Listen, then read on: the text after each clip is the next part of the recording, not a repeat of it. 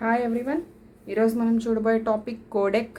So ఈ codec అనేది మనకి first of all internet of things అనే సబ్జెక్ట్లో మనం నేర్చుకుంటాం. సో ఇంటర్నెట్ ఆఫ్ థింగ్స్ అనేది మనకి వెరీ వెరీ ఇంపార్టెంట్. ఇప్పుడు present each and every degree students or B Tech students, any graduate that is BC or anything diploma, internet of things అనేది మనకి introduce చేయడం జరుగుతుంది. సో ఈ ఇంటర్నెట్ ఆఫ్ థింగ్స్లో జనరల్గా మనకి ఇంటర్నెట్ బేస్డ్ ఆల్ థింగ్స్ మనం learn చేసుకుంటాం.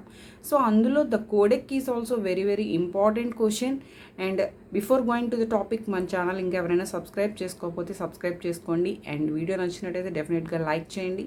So coming to the topic, ఇక్కడ కోడెక్ అనేది అసలు మనం ఏ పర్పస్లో యూజ్ చేస్తాము అంటే, మనకి హార్డ్వేర్ అవనివ్వండి, సాఫ్ట్వేర్ అవనివ్వండి, ఎనీ ప్రాసెస్ మనం కంప్రెస్ చేయాలన్నా, డికంప్రెస్ చేయాలన్నా, అసలు ఏ సిచ్యువేషన్లో కంప్రెషన్ డికంప్రెషన్ అనే కాన్సెప్ట్ అనేది మనకి ఎస్టాబ్లిష్ అవుతుంది అనేది ఫస్ట్ మనం డిస్కస్ చేద్దాం. సో మనకి జనరల్గా మీరు ఇంట్లో ప్రెజెంట్ యూజ్ చేసే కంప్యూటర్స్ ఆర్ ల్యాప్టాప్స్లో మీరు డేటాని స్టోర్ చేసుకుంటారు. మీ ఫొటోస్ అవనివ్వండి, లేదు అంటే ఆడియోస్, మీ ఫేవరెట్ సాంగ్స్ అవనివ్వండి, లేదు అంటే videos, function videos or anything, మీరు బల్క్ డేటాని స్టోర్ చేసేటప్పుడు జనరల్గా మీరు ఫేస్ చేసే ప్రాబ్లం ఏంటంటే, ఒక 10 వీడియోస్ 15 వీడియోస్ మీరు స్టోర్ చేసేటప్పుడు ఆటోమేటిక్గా అక్కడ డిస్క్ యొక్క కెపాసిటీ అనేది, అంటే ఏదైతే సైజ్ కెపాసిటీ ఉందో అది చాలా డిక్రీజ్ అయిపోతూ ఉంటుంది. అంటే ప్రతి వీడియోకి ఆక్యుపైయింగ్ సైజ్ అనేది చాలా ఎక్కువగా ఉంటుంది.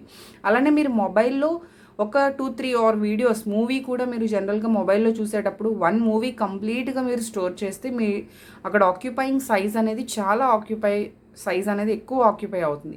సో ఇలాంటి సిచ్యువేషన్లో మనం ఎక్కువ ఇంపార్టెంట్ డేటాని, ఎక్కువ లార్జ్ డేటాని మనం స్టోర్ చేసుకునేటప్పుడు జనరల్గా చేసే ప్రొసీజర్ కంప్రెషన్. అంటే కంప్రెస్ చేసేసి మనం ఒక ఫైల్లో స్టోర్ చేసి, జిప్ ఫైల్ అంటాం. ఇలా జనరల్గా మనం యూజ్ చేసే ఫైల్స్ అన్నీ కూడా జిప్ అన్జిప్ ఫైల్స్.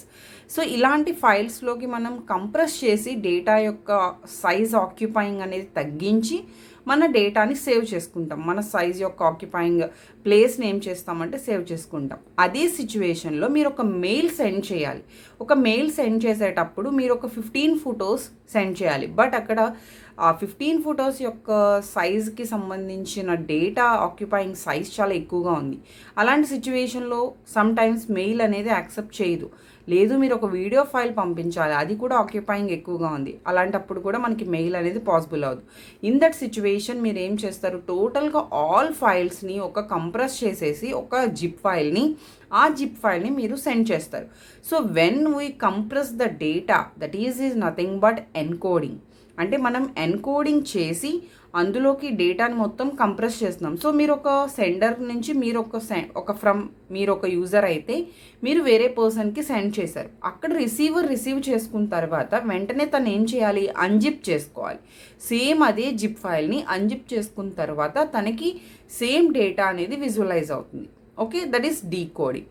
సో ఇక్కడ కోడెక్ అనే వర్డ్లోనే మనం 2 కాంబినేషన్స్ తీసుకుంటున్నాం. That is కోడర్, decoder. Compression, decompression, అంటే జిప్పింగ్, అన్జిప్పింగ్. మనకి జనరల్ లాంగ్వేజ్లో మాట్లాడుకోవాలి అంటే మనం రెగ్యులర్గా యూజ్ చేసే ఫైల్స్ జిప్ చేస్తాం అండ్ అన్జిప్ చేస్తాం.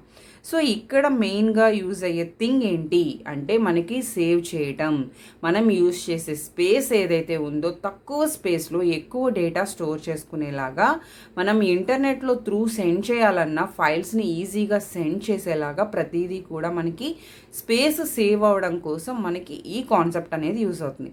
సో ఇక్కడ కోడెక్ అనేది మనం ఎలా యాక్సెస్ చేయాలి అని మీకు డౌట్ రావచ్చు. సో కోడెక్ అనేది జనరల్గా మనకి సాఫ్ట్వేర్లోనే ఇన్బిల్ట్గా వచ్చేస్తుంది. బట్ ఇన్ సమ్ సిచ్యువేషన్స్ మనకి అది సరిపోలేదు అంటే మీరు ఇంకా చాలా లార్జ్ డేటాని కంప్రెస్ చేద్దాం అనుకుంటున్నారు. అది ఇచ్చిన కోడెక్ సరిపోనప్పుడు మీరు ఇంటర్నెట్ ద్వారా కొన్ని సాఫ్ట్వేర్స్ మనకి అవైలబుల్గా ఉంటాయి. అంటే కోడెక్స్ అవైలబుల్గా ఉంటాయి. ఇమేజెస్కి సపరేట్గా, వీడియోస్కి సపరేట్గా, ఆడియోస్కి సపరేట్గా. సో మీరు ఎప్పుడైతే ఇమేజెస్ని కంప్రెస్ చేద్దాం అనుకుంటున్నారో దానికి రిలేటెడ్గా ఉన్న ఎక్స్టర్నల్ కోడెక్స్ అనేవి మీరు డౌన్లోడ్ చేసుకోవచ్చు. అండ్ అలానే ఆడియో పర్పస్, వీడియో పర్పస్ సపరేట్గా మీరు కంప్రెస్ రిలేటెడ్వి డౌన్లోడ్ చేసుకుని యూజ్ చేసుకోవచ్చు. సో దానికి సంబంధించి నేను ఇక్కడ కొన్ని ఇంపార్టెంట్ పాయింట్స్ మెన్షన్ చేశాను. ఇది కనుక ఎగ్జామ్లో మీరు అటెంప్ట్ చేయాలి అనుకున్నప్పుడు ఈ పాయింట్స్ మెన్షన్ చేస్తే సరిపోతుంది. సో ఎప్పుడైతే మీ రిప్రజెంటేషన్ ఇలా ఉంటుందో వెంటనే మీకు మార్క్స్ స్కోరింగ్ అనేది ఎక్కువ ఛాన్సెస్ ఉంటాయి. So when ever we want to send the media files, ఇందాక మనం డిస్కస్ చేసిన పాయింట్స్ అన్నీ మనం మెయిల్స్ ద్వారా ఎప్పుడైనా సెండ్ చేయాలి అన్నా, నెట్వర్క్ అంటే త్రూ నెట్వర్క్లోనే మనం మీడియా ఫైల్స్ని సెండ్ చేయాలి అనుకున్నప్పుడు కూడా మనకి ఇలాంటి ప్రాబ్లమ్స్ అనేవి ఫేస్ చేస్తాం. సో ఫస్ట్ ఒక మీడియా ఫైల్ క్రియేట్ చేయాలి అన్నా, లేదు త్రూ ఇంటర్నెట్ మనం మీడియా ఫైల్ సెండ్ చేయాలి అన్నా మనం ఈ ప్రాసెస్ అనేది చేయాలి. అండ్ ఎప్పుడైతే ఆడియో వీడియో ఫైల్స్ మనం లాట్ ఆఫ్ స్పేస్ని ఆక్యుపై చేస్తుందో మన డ్రైవ్స్లో, అప్పుడు కూడా మనం ఈ కంప్రెస్ ఆప్షన్ యూజ్ చేసుకోవచ్చు. అండ్ దీనికి సంబంధించిన కొన్ని ఇంపార్టెంట్ పాయింట్స్, ఎప్పుడైతే మీరు కోడెక్ చేద్దాం అనుకుంటున్నారో, దట్ ఈస్ కంప్రెస్ చేద్దాం అనుకుంటున్నారో, అది ఒక ఫామ్లో కంప్రెషన్కి తీసుకుంటుంది అండ్ దాన్ని కోడింగ్ ఎన్కోడ్ చేస్తుంది అనదర్ ఫామ్లోకి. అండ్ వెంటనే మనం రిసీవర్ సైడ్కి వెళ్ళిన తర్వాత రిసీవర్ సైడ్ దాన్ని డీకోడ్ చేసుకోవాలి. సో డీకోడ్ చేసుకున్న తర్వాత తనకి సేమ్ డేటా అనేది వ్యూ అవుతుంది. సో ఇక్కడ కోడెక్స్ అనేవి బిల్ట్-ఇన్ సాఫ్ట్వేర్స్, అవి మనకి అసలు ఉన్నాయా లేదా అనేది మనకు తెలియదు, అవి ఆటోమేటిక్గా జరుగుతూ ఉంటాయి. ఒకవేళ మీకు ఇంకా అది సరిపోయినప్పుడు మనం ఎక్స్టర్నల్గా కోడెక్స్ని డౌన్లోడ్ చేసుకోవచ్చు. సో దీన్ని ఎందుకు యూజ్ చేస్తాం, దీనివల్ల మెయిన్ ఇంపార్టెన్స్ ఏంటి అంటే లెస్ స్పేస్తో ఎక్కువ డేటాని యాక్సెస్ చేసుకోవచ్చు అండ్ ఎనేబుల్ ఎఫిషియంట్ ట్రాన్స్ఫర్స్. మనం ఒక లార్జ్ ఫైల్ని సెండ్ చేయాలి అంటే డైరెక్ట్గా సెండ్ చేస్తే అది చాలా అప్లోడింగ్కి టైం పడుతుంది అండ్ సెండింగ్కి టైం పడుతుంది. ఈ ప్రాసెస్ అంతా మనం ఫేస్ చేసే బదులు దాన్ని సింపుల్గా కంప్రెస్ చేసి కనుక మనం సెండ్ చేయడానికి ట్రై చేస్తే అది ఎఫిషియెంట్గా ట్రాన్స్ఫర్ అవుతుంది. కాబట్టి that is the better process. Okay, so సింపుల్గా ఒక చిన్న డయాగ్రామ్ నేను మీకు ఇక్కడ డ్రా చేసి చూపిస్తున్నాను. సో ఇది వేసి దీని గురించి మీరు ఎక్స్ప్లెయిన్ చేసుకోండి. అంటే ఇక్కడ original footage, original sound, 2 footages. This is the video footage and this is the sound file. ఈ 2 ఫైల్ కోడెక్ ద్వారా ఎన్కోడ్ చేయబడినాయి. అంటే ఒక వీడియో ఫైల్ అంటే మీరు జనరల్గా కొన్ని సిచ్యువేషన్లో ఫంక్షన్ ఫొటోస్ అన్నీ ఇమేజెస్ కింద ఉంటాయి. దాని అన్నిటిని మీరు ఒక ఎడిటర్లోకి తీసుకువెళ్ళి వాటన్నిటిని 1 by 1 సెట్ చేసి దానికి ఒక ఆడియో సాంగ్ని అటాచ్ చేస్తారు. సో జనరల్గా మనం చేసే వర్క్స్.